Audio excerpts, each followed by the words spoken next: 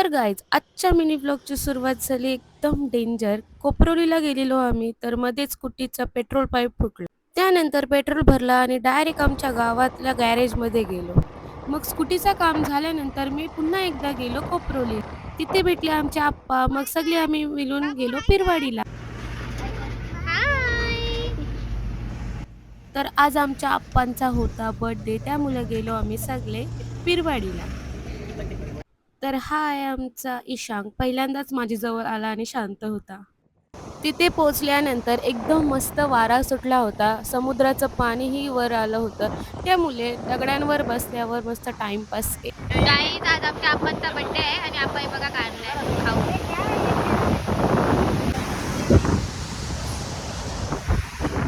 आता आम्ही इथे आलोय पिरवाडीला, पण पाणी कमी होण्याच्या जागी वाढत चाललंय आणि आम्हाला फोटो काढून देत नाही. पाणी नाही घ्यावं असं वाटतं मला.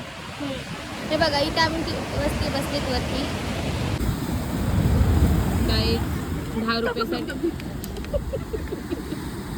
तर मस्त फोटोज वगैरे काढले, गप्पा वगैरे मारल्या आणि निघालो घरी. गाईज आमचा ईशांक बघा चालवते गाडी तुला घाम होतो. आणि गुडूला इकडे घाम फुटलाय.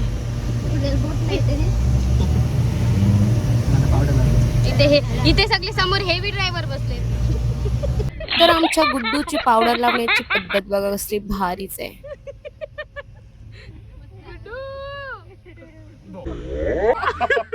घरी येताना आम्हाला होता ज्वेलरीमध्ये थोडा काम. तो काम वगैरे केला आणि मग मी आणि गुड्डू गेलो शॉर्मा खायला.